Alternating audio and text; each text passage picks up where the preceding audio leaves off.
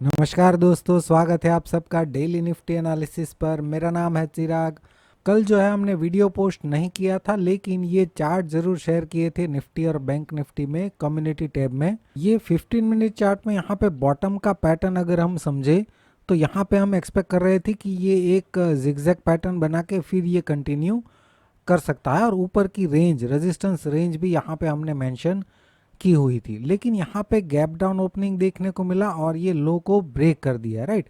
तो ये जो है यहाँ पे एक एबीसी पैटर्न बना और वहाँ से एक शार्प बाउंस हमें देखने को मिला है। यहाँ पे टेलीग्राम चैनल पे 9:39 पे अगर हम अपडेट देखें तो ये हमारे लिए रेजिस्टेंस रेंज थी, इमीडिएट रेजिस्टेंस रेंज जो हमने इस डिक्लाइन की निकाली थी। और यहाँ पे मेंशन किया था कि ये 38% जो है इसके ऊपर ट्रेड करता है तो वेव सी का बाउंस हमें देखने को मिल सकता है। वेव सी कौन सा? Of irregular correction. और वो इरेगुलर करेक्शन कौन सा है? ये ए, ये बी, और वेव सी जो है ये इरेगुलर करेक्शन का वेव सी वो हमें देखने को मिल सकता है, राइट। और वो इस रेंज में आ सकता है जो हमने ऊपर की तरफ मेंशन की हुई थी, और वो फिर से रेजिस्टेंस की तरह काम कर सकती है, राइट। तो ये जो है हमने मॉर्निंग में ही अपडेट दे दिया था कि अगर इसको डिक्लाइन करना है तो ये शार्पली ही डिक्लाइन करना चाहिए। लेकिन अगर ये इसका रिट्रेसमेंट 38% के ऊपर जाता है तो फिर इरेगुलर करेक्शन के वेव सी का बाउंस हमें देखने को मिल सकता है, जहां पे फिर से ये रेजिस्टेंस ले सकता है, राइट। तो ये पैटर्न जो अगर आपके दिमाग में पहले से क्लियर है तो इस तरीके के मूव जो है आपको सरप्राइज नहीं देंगे कि ये अचानक से ये बाउंस क्यों हो रहा है, राइट। तो ये इरेगुलर करेक्शन बाउंस होने के बाद भी हमारे माइंड में तो क्लियर है कि ये करेक्शन अभी कंप्लीट होगा और उसके बाद ये डिक्लाइन जो है वो स्टार्ट करेगा। सेम चीज़ यहाँ पे मैंने एक छोटा सा वीडियो बना के भी मेंशन की थी। यहाँ पे अगर आप देखें तो वो जो चीज़ जो है मैंने यहाँ पे मेंशन की हुई है, राइट, कि यहाँ पे ये आएगा और फिर यहाँ से डिक्लाइन करेगा, राइट। ये पहले से यहाँ पे वीडियो में मेंशन किया हुआ है। अभी अगर हम निफ्टी का 30 मिनट चार्ट देखें तो ये डिक्लाइन जो कुछ भी हो, ये यहाँ पे इम्पल्स कंप्लीट हुआ है या सिर्फ वेव 3 कंप्लीट हुआ है, कुछ भी हो, लेकिन ये पैटर्न जो है हमें करेक्टिव पैटर्न लग रही है। अब अगर ये ए बी और ये वेव सी है तो ये जो है इमीडिएट सपोर्ट रेंज है निफ्टी के लिए, और 38% जो है वो down side break even point है, राइट। वेव सी का रिट्रेसमेंट 38% अगर शार्पली ब्रेक कर देता है तो मतलब कि ये कंफर्म हो जाएगा कि ये इरेगुलर करेक्शन है और फिर से हमें इसके नीचे शार्प डिक्लाइन देखने को मिल सकता है।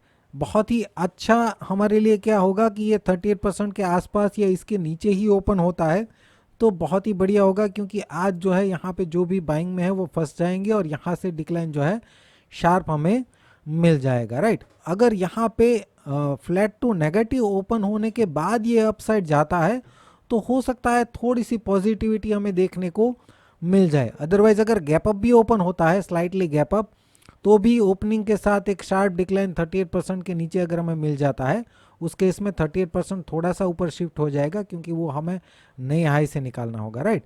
तो ओपनिंग के बाद अगर शार्पली 38% को ब्रेक कर देता है तो भी नेगेटिविटी हमें मिल जाएगी, राइट।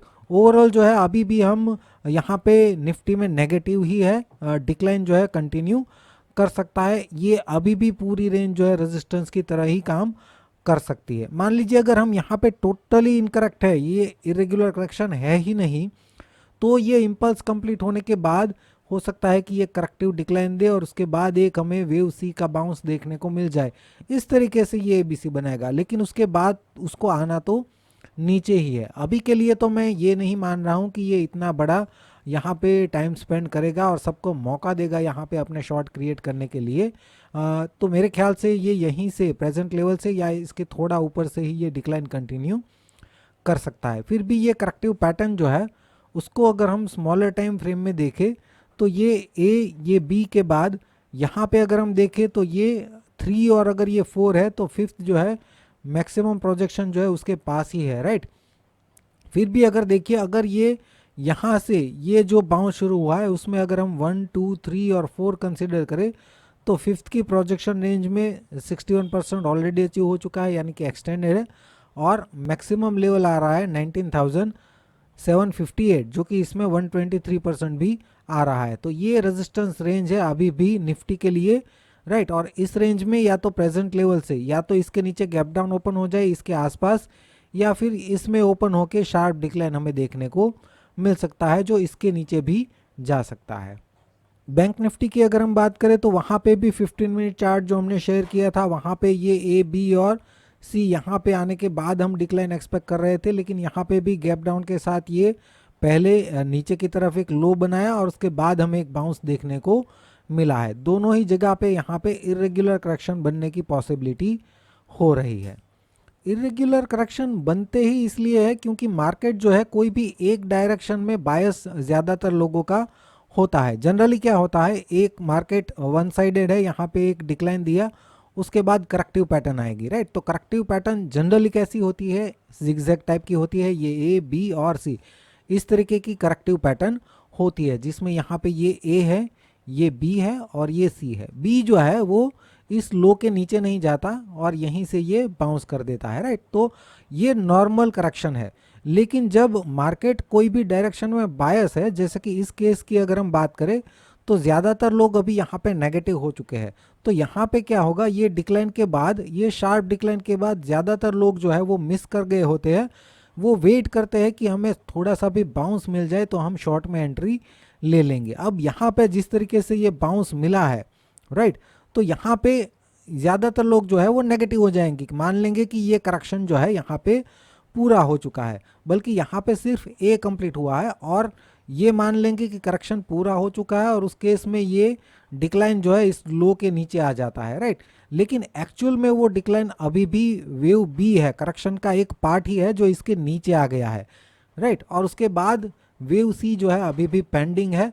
तो करेक्शन ये नॉर्मल होने की बदले ये इरेगुलर बन जाता है, जहाँ पे बी ये लो को ब्रेक कर देता है। तो लो को ब्रेक करने का ये रीज़न क्या है, क्योंकि ज़्यादातर लोग जो है वो इस ट्रेंड को मिस नहीं करना चाहते, इसलिए छोटे से बाउंस में भी शॉर्ट करना चाहते हैं, राइट।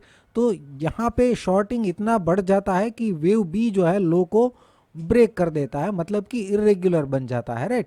और उसके बाद ये सी के बाद ये फिर ये कंटिन्यू होता है, राइट। तो ये इरेगुलर करेक्शन बनने का रीज़न ही ये है कि ज़्यादातर लोगों का बायस यहाँ पे नेगेटिव है, तभी इरेगुलर करेक्शन बनता है। सेम केस में अगर ऑपोजिट साइड में देखें तो अगर ये मार्केट का ट्रेंड है और वहाँ पे इरेगुलर करेक्शन बनता है, तो ये जब डिक्लाइन करता है ए, तो ज़्यादातर लोग जो है ये ट्रेंड मिस कर चुके होते हैं, उनको बाय करना होता है, राइट।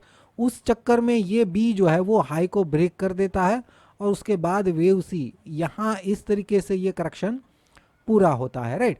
तो ये ऊपर की केस में इरेगुलर करेक्शन है, जहाँ पे ये हाई को ब्रेक कर देता है बी और उसके बाद फिर इस तरीके से इरेगुलर करेक्शन बन के फिर ये बाउंस कंटिन्यू करता है। तो इस केस में ज़्यादातर लोगों का बायस जो है वो पॉजिटिव है, इसलिए ऊपर की तरफ इरेगुलर करेक्शन बनता है। यहाँ पे जो है जैसे बैंक निफ्टी में और निफ्टी में हमने आज देखा, ज़्यादातर लोगों का बायस जो है वो नेगेटिव है, इसलिए ये ए के बाद बी यहाँ से सी आना चाहिए, लेकिन ये बायस उतना नेगेटिव था कि बी जो है वो लो को ब्रेक कर दिया, तो यहाँ पे बी बना और अब ये सी प्रोग्रेस में है, राइट। तो ज़्यादा से ज़्यादा इस रेंज में ये रेजिस्टेंस लेगा, सी का बाउंस कंप्लीट करेगा और उसके बाद ये डिक्लाइन जो है वो कंटिन्यू करेगा। फ्रेंड्स, वीडियो को लाइक कीजिए और दोस्तों के साथ ग्रुप्स वगैरह में शेयर भी कीजिए। अगर आप टेलीग्राम चैनल में जुड़ने के लिए इंटरेस्टेड है, साथ साथ जो इलियट वेव का रिकॉर्डेड वीडियो का कोर्स है वो भी आपको कंबाइंड मिल जाएगा उसी सब्सक्रिप्शन में। तो जो भी इंटरेस्टेड है वो डिस्क्रिप्शन में लिंक चेक कीजिए, वहाँ पे आपको मिल जाएगा, या फिर इस नंबर पे आप कांटेक्ट कर सकते हैं। वीडियो देखने के लिए आपका बहुत बहुत शुक्रिया, धन्यवाद।